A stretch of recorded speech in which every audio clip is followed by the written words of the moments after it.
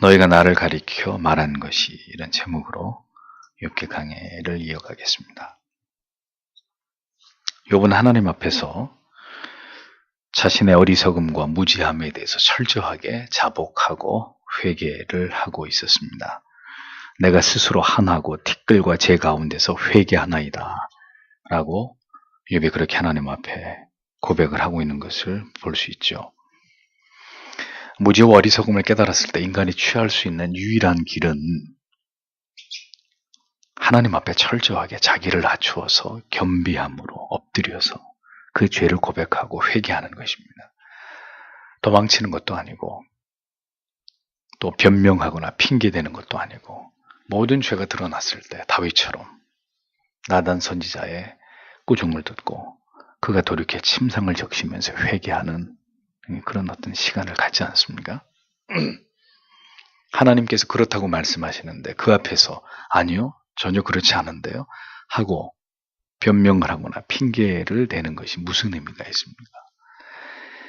모든 죄가 드러났을 때 우리가 율법의 고발 앞에서 만신창이가 됐을 때 우리가 할 수 있는 것은 피하거나 도망치거나 주저하는 것이 아니라 십자가 앞으로 나아가는 것입니다. 그래서 하나님, 이 죄인이 주님 앞에 엎드렸습니다. 하나님이 그걸 보고 싶어 하시는 거죠. 하나님께서는 우리에게 속아주시는 분이 절대로 아니십니다.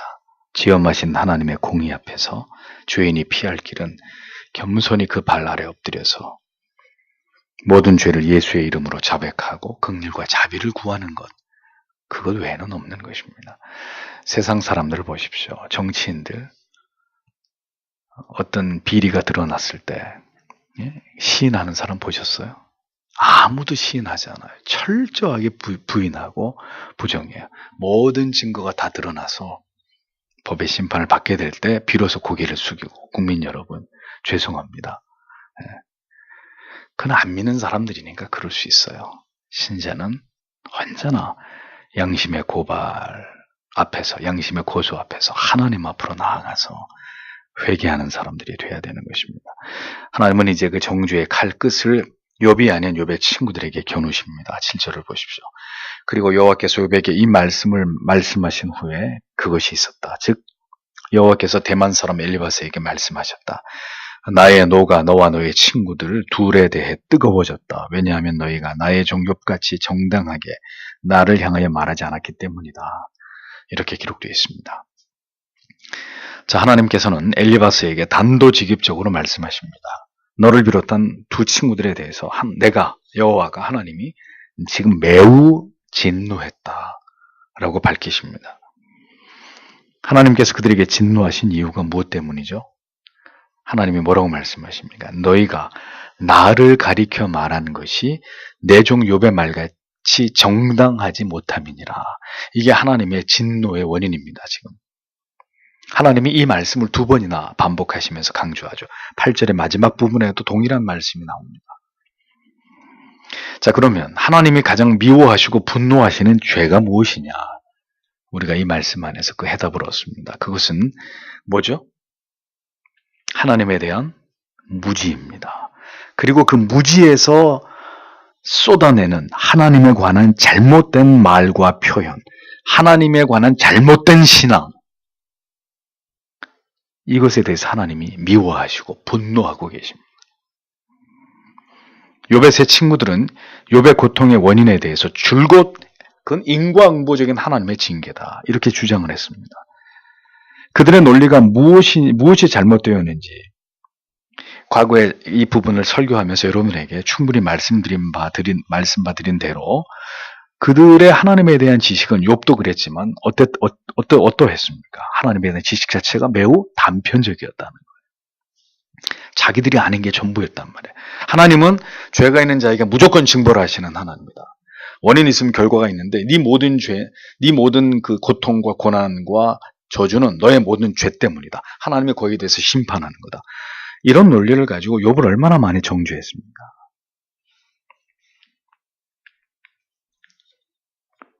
하나님에 대한 그들의 지식은 심히 가볍고 단순하고 편협했습니다. 인간이 인간의 방식으로 인간의 지식과 지성과 사유의 힘을 가지고 하나님을 이해하려고 하는 것은 하나님을 심히 분노하게 만드는 악입니다. 하나님의 말씀을 인간이 임의로 파악하고 자기 마음대로 이해하고 자신이 믿고 싶은 대로 믿으려고 하는 이 일은 하나님이 보실 때 심히 불경스러운 일이 되는 것이죠.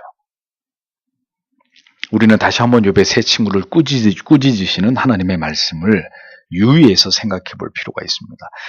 너희가 나에 관해서 정당하게 말하지 못했다. 그들의 죄 몫을 두 번이나, 그들의 죄의 잘못을 두 번이나 하나님이 강조해서 말씀하십니다.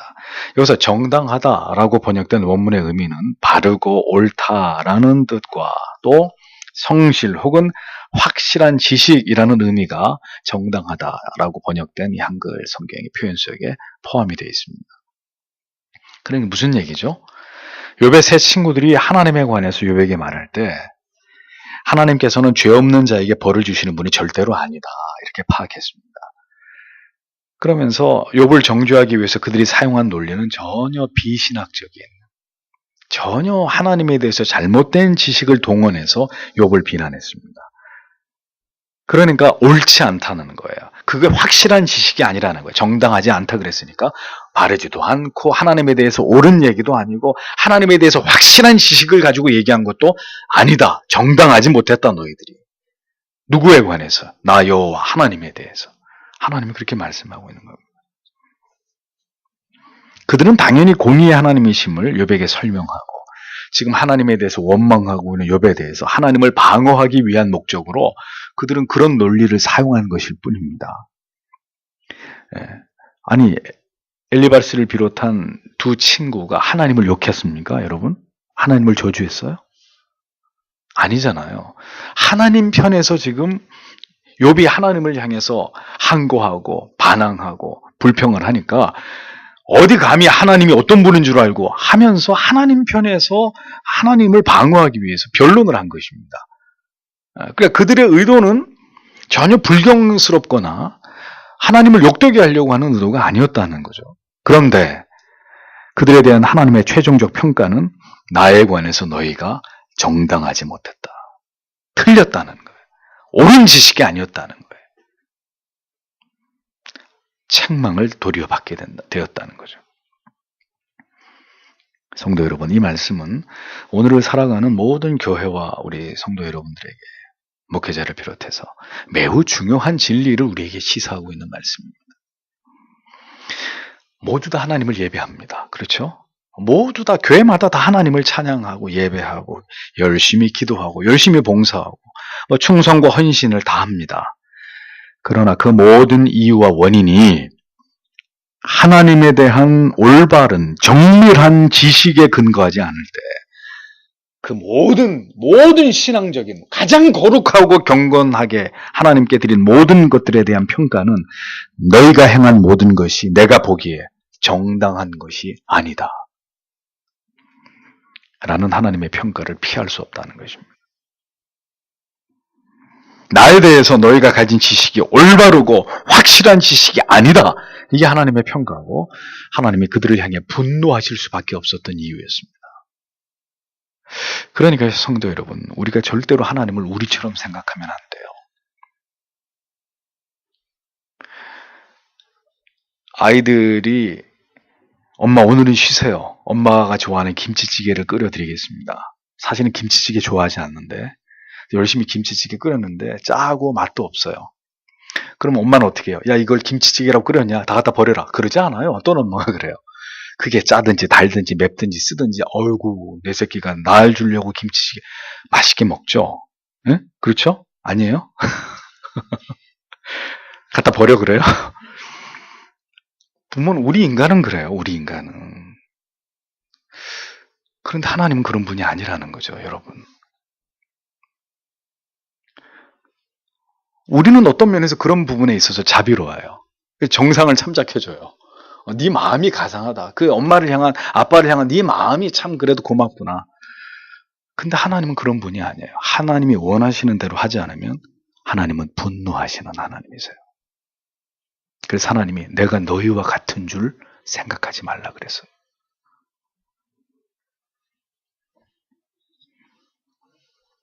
우리는 우리의 방식대로 우리가 믿고 싶은 지식을 따라서 하나님을 신앙할 수 없습니다.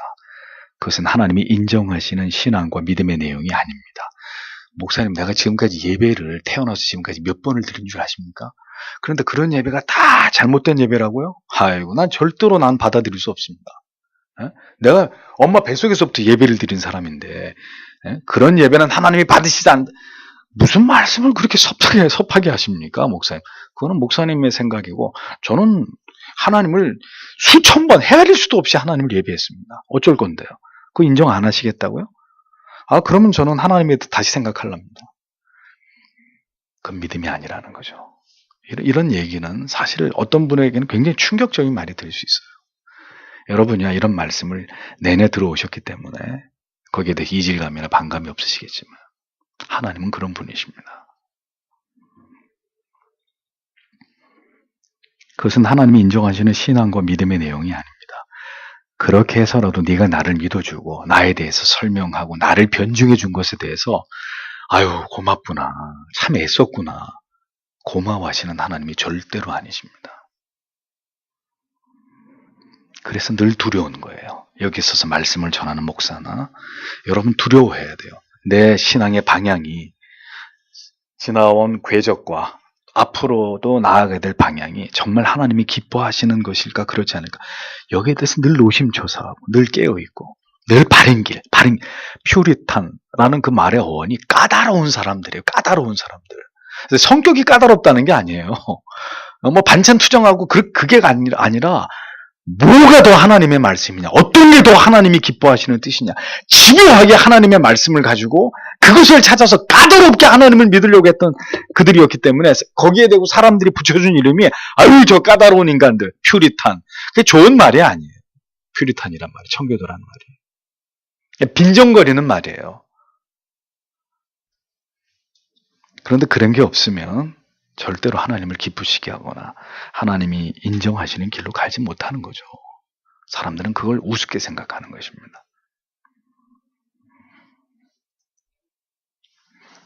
우리가 아무리 마음과 뜻과 생명 다해서 하나님을 경외했고 하나님의 크신 은혜와 사랑이라고 믿었던 것이 하나님을 위한 것도 아니고 하나님께서 나에게 부어주신 것도 아니라면 그건 뭐가 되는 거예요? 전부 다 죄가 되는 거예요. 죄가 되는 거예요.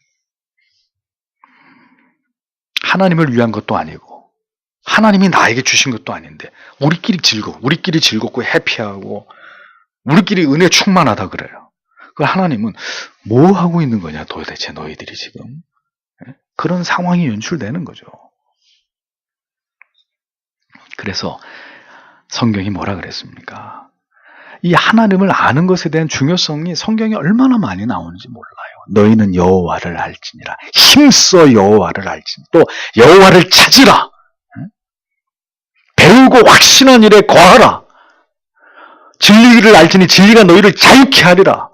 얼마나 많은 말씀에서 믿음이 액션이 행위가 먼저가 아니라 나를 알아라. 부디 나를 먼저 알아라. 그 다음에 모든 거는 그 다음에 나를 만나라. 그걸 하나님이 그렇게 강조하시는 거예요. 왜? 우리는 자꾸 우리 멋대로 가려고 하니까요. 그게 인간의 죄성이라는 걸 하나님이 아시기 때문에. 그래서 하나님이 뭘 말씀하실 때도 요대로 만드는 거예요. 요대로. 너희들 마음대로 만들어서 가져오지 말고 내가 규격을 얘기해 준 대로 이 어떤 그 사이즈 그대로 내가 불러준 대로 그대로 만드는 거예요. 그대로. 그렇게 하나님 우리에게 요구하시는 겁니다. 왜 그렇게 하실까요? 왜? 아니 하나님이 그냥 우리한테 알아서 하라고 맡겨놓으시면 우리가 알아서 할 텐데 뭐 이런 것까지 하나님이 그렇게 하시나? 여러분 구약을 보면서 그런 의문을 가지셔야 되는 거예요. 왜 하나님 이런 것까지도 명하시고 그대로 하라고 말씀하시냐? 그렇게 말씀하시는 그 의도가 무엇이냐? 그런 것들을 간파해내셔야 되는 거죠. 괜히 그런 말씀들이 괜히 기록되어 있는 게 아니라는 거죠. 성막의 덮개를 왜 몇 겹으로 하는데 그 각자의 그 천막에 그 재료가 뭐여야 되는지 정확하게 모든 것들을 다 하나님이 말씀하시는 규격을 따르라고 말씀하시고 그래서 철저하게 이스라엘 백성들이 그대로 따르잖아요. 아론의 두 아들이 다른 불을 가져왔다 어떻게 됐습니까? 그 자리에서 죽임을 당했잖아요. 아니, 제사장이 아들들로 당연히 해야 될, 제사장의 아들도 제사장이 되는 거니까 불을 그렇게 여호와께 그 제단에 불을 드리는 건 당연한 건데, 문제는 그게 하나님이 원하시는 불이 아니었다는 거예요. 다른 불이었다는 거예요. 죽여버리잖아요, 하나님이 그냥. 그러니까 지금도 그렇게 죽는다는 말이 아니라 그런 성경의 말씀이 우리에게 뭘 말씀하려고 하느냐를 분명히 알아야 된다는 거죠. 우리의 신앙의 모든 행위가 철저하게 성경에 기반하고 하나님을 아는 올바른 지식에 기초하지 않을 때 가장 거룩하고 심지어 가장 은혜스러운 것이라고 할지라도 그것은 하나님과 무관한 것일 수 있고, 나아가서 하나님을 심히 진노하시게 만드는 그런 말과 행동이 될 수 있다는 것을 우리는 절대로 간과하지 말아야 됩니다. 우리가 더욱 성경과 교리와 신앙 고백서와 신조들을 통해서 하나님을 올바로 알기를 소원해야 되는 모든 이유가 여기 있는 것입니다. 신앙의 모든 행위와 그 방향성은 하나님을 온전히 하나님 되시게 경배하고 경외하고 예배하고 기도하고 섬기고 배우기 위함입니다. 그리고 그 모든 바탕은 바로 하나님 자신을 우리에게 가장 안전하게 계시하신 이 성경 위에 기반해야 되는 거죠. 이걸 벗어나면 다 그건 죄가 되는 것이고 하나님이 기뻐하시지 않는, 하나님이 진노하시는 제목들이 되는 겁니다. 오늘도 얼마나 많은 교회와 성도들이 하나님에 대한 정당하지 못한 지식과 경험과 자기 생각과 자기 느낌으로 하나님을 신앙하는 오류를 범하고 있는지 보세요. 다 성경의 프레임이 아니라 다른 인본주의적인 프레임을 짜놓고 다 그 속에 들어가서 하나님을 예배한다고. 백날 내보란 말이에요, 백날. 그게 하나님하고 무슨 상관이 있는지. 하나님이 말씀하시는 믿음, 하나님이 말씀하시는 구원, 하나님이 말씀하시는 성화적 삶이 아닌 다른 어떤 방법을 가지고 아무리 그걸 추구해보라 이거죠. 하나님이 그걸 기뻐하시고 인정하시나. 너희가 성회와 더불어 악을 행하는 것을 내가 견디지 못하겠노라 말씀하시잖아.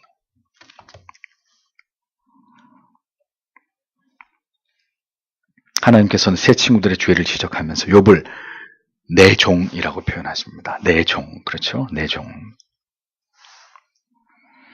비록 하나님에 대한 무지 속에서 욥도 하나님을 향해서 원망과 불평을 늘어놓기는 했지만 자기의 죄를 깨닫고 회개하는 욥을 향해서 하나님이 변함없이 그를 감싸 안으시면서 내 종 욥이라고 얘기하십니다.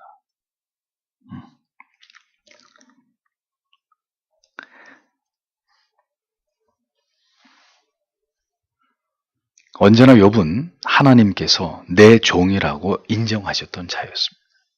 처음부터 끝까지.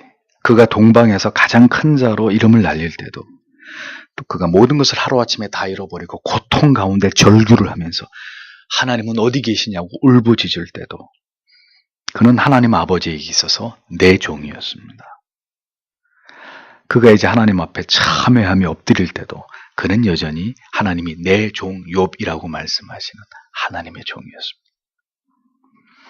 욥을 정죄하고 비난했던 자들을 정죄하고 그들에게 진노를 쏟아내시면서도 하나님께서는 욥을 내 종이라고 챙기시던 아버지셨습니다. 언제나 내 종, 내 사랑하는 자녀, 내 것, 이러한 표현이 모두 여러분에 대한 하나님의 절절한 사랑의 표현이라는 것을 잊어버리지 마십시오. 오늘도 여러분의 이름을 이렇게 불러주시는 하나님이십니다. 내 종 아무아무개야. 내 사랑하는 자녀 누구누구야. 너는 내 것이다. 내 것이다. 여러분, 그거 한마디로만으로도 여러분들이 아무리 지치고 힘들고 세상에서 고통을 당하고 사람들에게 무시당해도 내 종 아무아무개, 하나님이 내 이름을 그렇게 불러주신다면 뭐가 문제가 됩니까? 얼마나 위로가 되고 감격스러운 하나님의 애정이 담긴 표현입니까? 내 종, 내 아들아, 내 딸아. 8절을 보십시오. 그리고 이제 너희는 너희를 위하여 숫소들 7과 수양들 7을 취하라. 그리고 너희는 나의 종 욥에게 가라. 그리고 너희는 너희를 위하여 번제를 올려라. 그리고 나의 종 욥이 너희를 위하여 기도할 것이다. 곧 참으로 내가 그의 얼굴을 들을 것이다. 너희를 어리석음으로 취급하지 않도록. 왜냐하면 너희가 나에 대해 나의 종 욥같이 정당하게 말하지 않았기 때문이다.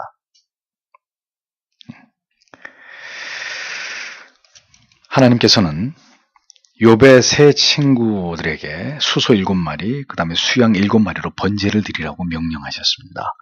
그런데 여러분, 수소 7마리, 숫양 7마리, 이거 절대 적은 양의 희생제물이 아닙니다. 욥의 친구들이 하나님에 관해서 올바로 말하지 않은 죄가, 이건 뭘 의미하는 거냐? 절대로 가벼운 죄가 아니라는 거예요.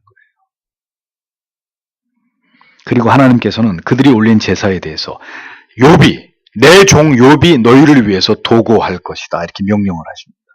욥, 네가 이들을 위해서 기도해라, 나에게. 욥이 하나님과 친구들 사이에 이 상황에서만큼은 대제사장 역할을 하는 거예요.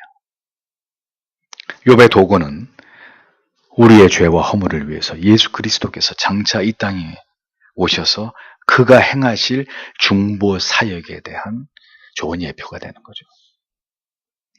하나님께서는 번제의 제물과 욥의 도구를 통해서 그 친구들의 죄를 모두 다 용서해 주기를 원하셨습니다. 우리가 하나님 앞에서 죄악을 행했어도 십자가 위에서 자신을 버리시고 우리의 모든 악을 손으로 갚으신 그리스도 때문에 우리가 하나님 앞으로 나아가고 우리가 영생을 얻은 자가 됐잖아요. 그 그리스도의 사역을 우리로 하여금 연상케 합니다. 이 욥의 도구는. 욥의 도구를 받으신 하나님, 그리스도께서 우리 죄를 위해 대속의 제물이 되심처럼 오늘 우리의 기도 가운데 누군가를 위해서 그의 영혼을 바로 세우기 위한 간절하고 뜨거운 기도를 오늘도 하나님이 우리에게 요구하고 계십니다. 욥의 세 친구를 위해서 욥, 네가 나에게 기도해라. 너희는 제사를 드리고 수소 7마리, 수양 7마리로 너희의 죄를 번제로 내게 드리고 욥, 너는 그들을 위해서 나에게. 욥이 기도하는 거예요. 세 친구에게 하나님이 기도하게 하신 게 아니라 욥이 네가 그들을 위해서 나에게 기도해라. 우리 자신을 위해서도 기도하지 않는데 다른 누구를 위해서 우리가 기도하겠습니까? 하나님께서는 욥의 기도를 들으시고 욥의 친구들의 죄를 사해 주셨다면 오늘 우리의 기도를 통해서 누군가를 하나님이 용서하시고 회복케 하시는 하나님의 은혜를 베푸신다는 것을 잊어버리지 마십시오. 우리가 많은 날 방황을 접고 다시 하나님께 돌아올 수 있었던 것도 분명히 누군가의 눈물의 기도 때문이었다는 것을 잊지 말아야 합니다. 자식을 위해서 흘리는 부모님의 눈물의 기도, 혹은 부모님의 영혼을 위해서 흘리는 자녀들의 기도, 배우자를 위해서, 벗을 위해서, 이웃과 친지를 위해서, 우리가 기도해 주어야 될 영혼을 위해서 간절히 도구의 자리로 나아갈 때 그 기도를 반드시 들으시는 하나님이시라는 거죠. 하나님께서 이같이 행하게 하심으로 욥과 그 친구들이 용서와 화해의 길로 나아가기를 원하셨습니다. 욥의 친구들의 제사를 기쁘게 연락하시고 그들이 하나님에 대해서 올바르지 않게 설명한 모든 우매한 죄에 대해서 하나님이 뭐라고 하십니까? 내가 그대로 갚지 않겠다. 너희가 나한테 지은 그 죄만큼 내가 그대로 갚지 않겠다. 이건 뭐죠? 하나님의 자비와 긍휼이 욥의 세 친구들에게 그들의 제사와 욥의 기도를 통해서 그들의 죄가 감해지는 하나님의 은혜를 베푸시는 그런 모습을 보게 됩니다. 이것을 통해서 욥의 세 친구들은 인과응보의 하나님이라고 이해했는데 너희가 행한 대로 내가 갚지 않는다. 그러니까 너희들이 알고 있었던 나는 그런 하나님이 아니라는 걸 하나님이 그 자리에서 증명해 보이시는 거예요. 너희들이 나에게 저지른 것만큼 내가 그렇게 갚지 않겠다. 감하여 주겠다. 그런 말이잖아요. 우리의 모든 죄를 우리에게 다 물으시지 않고 아들의 십자가의 보혈로 모두 도말해 주신 하나님이십니다. 지은 죄는 태산보다 많지만 모두 다 그것을 용서해 주시고 그 죄책을 감해 주시는 하나님이시라는 거죠.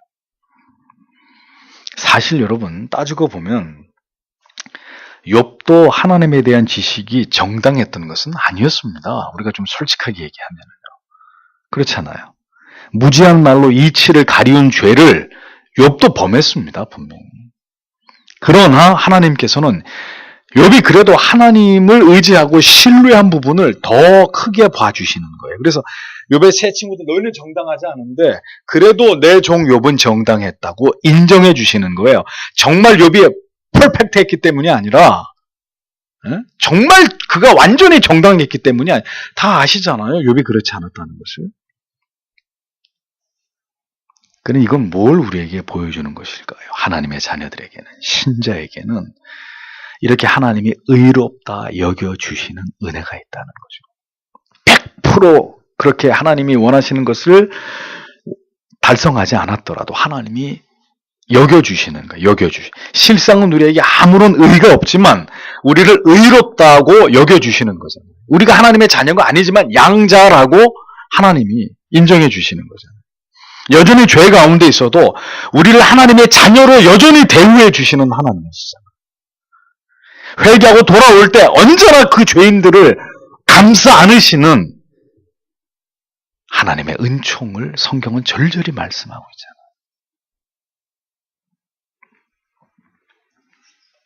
구절에 그리고 대만 사람 엘리바스와 수아 사람 빌닷, 나마 사람 소발이 갔다. 그리고 그들은 여호와께서 그들에게 말씀하셨던 것에 따라서 행했다. 그리고 여호와께서 욥의 얼굴을 드셨다. 이렇게 기록되어 있습니다. 하나님의 준엄한 책망을 들은 욥의 친구들은 하나님에 대해서 어떤 반박이나 핑계나 저항이나 그런 것 없이 하나님의 모든 지시를 즉시 순종해서 행했습니다. 욥은 자신을 비난하고 정죄하고 저주했던 친구들이지만 기꺼이 하나님의 말씀하신 대로 그들을 위해서 도구했습니다. 하나님 앞에서 자신의 허물이 드러나게 되고 자신 또한 하나님께서 어떤 분이신지를 온전히 알지 못하고 하나님 앞에 죄를 범했던 나 욥이다 라는 것을 욥이 깨닫게 되죠. 그는 기꺼이 자기를 비난하고 정죄하고 저주했던 친구들에 대해서 그 상했던 마음과 악한 감정을 다 버리고 하나님의 은혜죠. 욥이 버리려고 그래서 그게 버려졌겠습니까? 나도 하나님 앞에 죄를 졌는데 하나님이 나를 용서하셨는데 내가 이 친구들 그들이 무지 속에서 나한테 한 말 내가 용서하지 않을 이유가 뭐가 있나? 욥의 마음이 바뀐 거죠. 그런 친구들에 대한 서운하고 분노와 막 미움의 감정들이 이 일이 있기 전까지는 욥을 너무너무 괴롭히고 있었지만 다 눈녹듯이 사라진 거예요. 그리고 그들을 위해서 간절히 도구하게 됩니다. 자신 또한 씻을 수 없는 죄인이고 하나님의 은혜와 긍휼이 필요한 존재임을 깨닫게 될 때 우리는 내게 아픔과 고통을 준 사람, 나를 분노하게 만든 그 사람 용서할 수 있게 됩니다. 용서가 안 되는 이유는 뭐겠어요? 내가 죄인이라는 걸 아직도 나 같은 죄인을 주님이 어떤 은혜와 사랑을 베풀어서 건져주시는지에 대한 그 믿음의 깊이가 아직도 얕기 때문인 거죠. 용서가 안 되는 거예요. 나를 분노하게 한 그 사람 용서가 안 되는 그 하나님의 은혜로 용서함 받은 내 자신에 대한 그 감화와 감동이 클 때 다른 사람 용서하게 되고 그를 사랑하게 되고 그를 위해 기도할 수 있어요. 그게 뭡니까? 올바른 용서, 성경이 말한 용서의 원리예요. 내가 하려고 그러면 죽었다가 깨어나도 못해요. 무덤에 들어갈 때까지 이를 갈면서 내가 죽어도 넌 다시는 안 본다. 그리고 죽을 사람들이에요. 우리가 여러분들이 제가 사람이 사람을 절대로 용서할 수 없습니다. 그러나 하나님 앞에 드러난 우리 자신의 죄악된 실존을 깊이 발견하게 될 때 내 자신 역시 용서받기 힘든 사악한 죄인이었음을 깨닫게 되므로 결국은 나에게 아픔을 준 그 사람을 용서하고 그를 위해 기도하는 자리까지 나아가게 되는 것이 하나님이 베푸신 은혜의 결과라는 거죠. 욥처럼. 이 모든 것이 하나님의 은혜의 결과물이라는 것을 성경은 이 말씀을 읽는 여러분에게 깨닫게 하고 있습니다. 그러니까 하나님이 결국 이 모든 경험을 통해서 욥의 믿음을 한 단계 더 격상시키고 있는 것을 볼 수 있습니다. 하나님에 대해서 욥이 가진 지식, 이런 환란을 고통을 당하기 전에는 욥이 하나님에 대해서 가지고 있었던 지식이 굉장히 얕은 것이었고 가벼운 것이었고 단편적인 것이었습니다. 만약에 욥이 이런 고난을 겪지 않았더라면 더 크고 위대하고 광대하신 하나님을 절대로 알 수 없었을 것입니다. 또 자기를 저주하고 비난하던 친구들 절대로 용서 못하고 그들을 위해서 기도하는 이런 성숙한 믿음 죽었다 깨어나도 욥에게 기대하기 어려웠을 것입니다. 당대의 의인이고 완전한 자라고 여겼던 욥. 그는 이 모든 고난을 통해서 새롭게 하나님을 알고 경험하게 됐고 그의 신앙이 더 높은 경지로 진입하게 되는 유익을 얻게 되었습니다. 그것이 욥의 고난을 통해서 이루고자 하신 하나님의 궁극의 섭리였다는 것을 우리는 깨닫게 되는 것이죠. 욥기의 서두에서 욥은 분명히 순전하고 정직하고 하나님을 경외하고 악에서 떠난 자라고 분명히 소개하고 있습니다. 그런 욥의 고난 속에서는 하나님께 범죄한 것을 우리는 분명히 보았잖아요. 경건하고 정직한 하나님을 경외하면서 죄를 멀리하는 욥도 하나님께서는 이렇게 고난을 통해서 그를 연단하고 다듬고 그의 영혼의 모든 불순물들을 제거하시는 용광로 속에 집어넣고 그 모든 불순물들을 제거해서 영혼을 재련하시는 그 일을 행하신 하나님이십니다. 저를 비롯한 우리 모두는 고난이 없고 그저 안락하고 그저 편안한 삶을 원합니다. 하지만 하나님께서는 우리가 더 하나님을 알아가고 하나님만을 절대적으로 신뢰하는 신자가 되기를 원하십니다. 그래서 우리에게 필요한 모든 것들을 경험하게 하시는 하나님이세요. 그리고 그러한 경험은 마침내 우리가 알지 못했던 하나님을 더 깊이 경험하고 더 넓게 경험하고 내 자신이 여전히 얼마나 죄악되고 얼마나 어리석은지를 발견함으로 더 하나님 앞에 겸손하고 낮아지게 만드는, 그래서 언제나 하나님의 더 크신 은혜만을 구하게 만드는 가난한 심령을 가진 자 되게 하시는 것입니다. 그게 하나님이 우리 인생을 빚어가시는 하나님의 방법이고 목적인 것이죠. 더 성숙한 믿음으로 더 바르게 하나님을 알아가지 않아도 되는, 그럴 필요가 전혀 없는 그리스도인은 이 세상에 단 한 명도 존재하지 않습니다. 지난주일에도 설교했지만 전심전력하지 않고 그저 편안하게 천천히 세워라 내워라 하면서 그렇게 예수님 믿어도 괜찮다고 허락받은 그리스도인은 이 하늘 아래 단 한 명도 존재하지 않습니다. 우리가 하나님의 권에서 정당하게 알지 못할 때, 우리는 욥과 같이, 욥의 세 친구들 같이 하나님을 안다고 하면서도, 하나님을 경외한다고 하면서도 한없이 하나님 앞에 어리석은 죄를 범할 수 있다는 사실을 성도 여러분 반드시 기억하십시오. 신앙은 내가 믿고 싶은 대로, 내가 이해하고 싶은 대로 믿는 것이 아니라 성경의 진리의 가르침대로 선조들이 닦아놓은 그 안전한 길을 따라서 믿어야 하는 것입니다. 하나님의 진노가 긍휼로 자비로 바뀌는 순간 이제 연단과 고난은 끝이 나고 이제 하나님이 부어주시는 새로운 은혜가 욥에게 그리고 우리에게도 기다리고 있습니다. 욥을 이제 회복시키시는